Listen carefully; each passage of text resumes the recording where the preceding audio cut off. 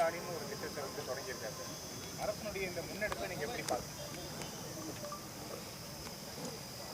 இவ்வளவு நாள் உங்களுடன் ஸ்டாலின் சரி, இவ்வளவு நாள் அவர் யாரோட இருந்தார்? இந்த கேள்விக்கு பதில் யார்கிட்ட இருக்கு? உங்ககிட்ட இருக்கா? கேள்வி எழுப்பின தம்பிகிட்ட இருக்கா?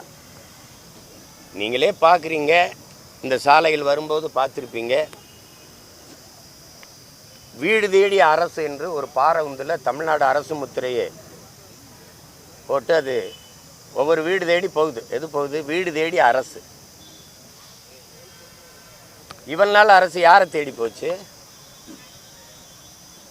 ஓரணியில் திரள்வோம். எதுக்கு? கூடி கொள்ளையடிக்க, கூடி கொலை செய்ய, கூடி கற்பழிக்க. அதுக்கு தானே. வேற எதுக்கு? கூடி குடிக்க. வேற எதற்காக இந்த ஓரணியில் திரள்வோம்? ஓரணியில் எப்போ திரள்விய? தேர்தலுக்கு 6 மாதம் இருக்கும்போது. அதுக்கு முன்னாடி என்ன பண்ணுவீங்க? என்ன பண்ணீங்க நீங்கள் முதல்ல சொல்லுங்கள். மொழி காக்கன்னு போட்டிருக்கீங்க. பக்கத்தில் திராவிட பேரொழின்னு எங்கள் பாட்டனார் அயோத்திதாசருக்கு ஒரு மண்டபம் கட்டிட்டுது.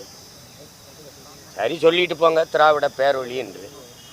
இவர் திராவிட பேரொழின்னா ராமசாமி ஐயா வந்து திராவிட இருட்டா? அவர் என்ன? சரி, திராவிட பேரொழியை எப்படி எழுதியிருக்குன்னு பாருங்கள். திராவிட பேரொழி, அதை படிங்களேன். அங்கே ஒற்றெழுத்து இல்லை. ஏன் இப்போ இல்லை?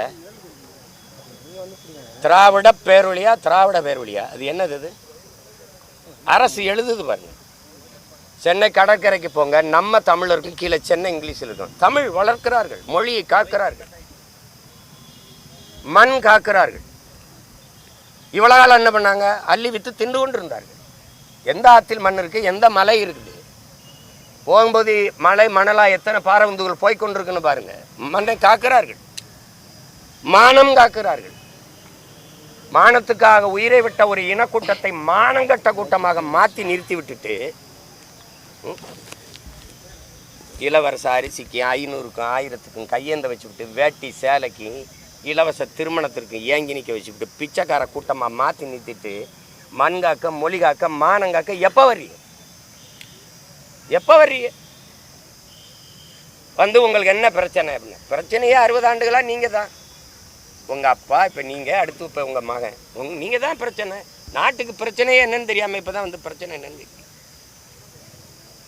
4.5 வருஷம் 4.5 ஆண்டுகள் ஆட்சியில் இருந்து